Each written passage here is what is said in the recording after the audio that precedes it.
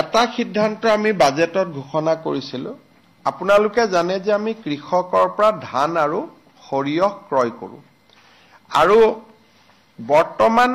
সময়ত আমি ৰাজ্য চৰকাৰৰ পৰা ইয়াত কোনো পইচা নিদিও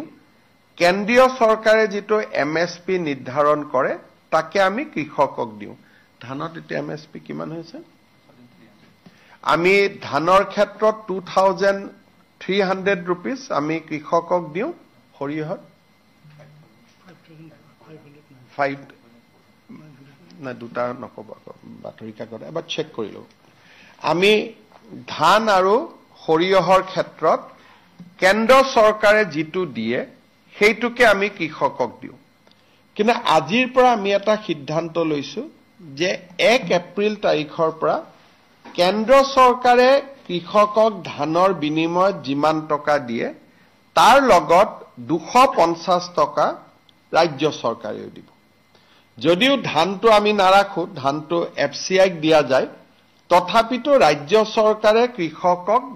অতিৰিক্ত বোনাস হিচাপে 250 টকা 1 এপ্ৰিলৰ পৰা দিয়া আৰম্ভ কৰিব ঠিক তেনেকে সৰিয়হটো আমি ক্ৰয় কৰি নাফেডক আমি দি দিও কিন্তু তাতো ৰাজ্য চৰকাৰে 1 এপ্ৰিলৰ পৰা 500 টকাকৈ অতিৰিক্তকৈ দিবৰ বাবে সিদ্ধান্ত গ্ৰহণ কৰিছে প্ৰতি কুইণ্টলত অৰ্থাৎ প্ৰতি কুইণ্টলত ধানৰ বাবদ কৃষকসকলে 250 টকা অতিৰিক্ত পাব সৰিয়হৰ ক্ষেত্ৰত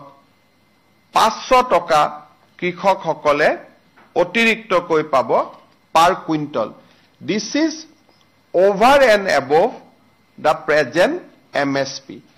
আমাৰ ৰাজ্যৰ ইতিহাসত প্ৰথমবাৰৰ বাবে ৰাজ্য চৰকাৰে কৃষকসকলক অতিৰিক্ত বোনাস দিয়াৰ বাবে সিদ্ধান্ত গ্ৰহণ কৰিছে ইয়াৰ ফলত মই ভাবো যে আমাৰ ৰাজ্যত খেতিক লৈ আৰু উৎসাহ বাঢ়িব আৰু আমাৰ নতুন প্ৰজন্মৰ যুৱক যুৱতীসকলে খেতিত নিজকে বিনিয়োগ কৰিবলৈ তেওঁলোকে সিদ্ধান্ত ল'ব অৰ্থাৎ 1 এপ্ৰিলৰ পৰা প্ৰতি কুইণ্টলত কৃষকে 2550 টকা লাভ কৰিব ইট ইজ এ হিউজ জাম আপোনালোকৰ যদি মনত আছে অসমত 600 টকাত প্ৰতি কুইণ্টলত 2021 চনত ধান বিক্ৰী হৈছিল 600 টকাৰ পৰা 4 বছৰৰ ভিতৰত কৃষকে এতিয়া 2550 টকা লাভ কৰিবলৈ সক্ষম হ'ব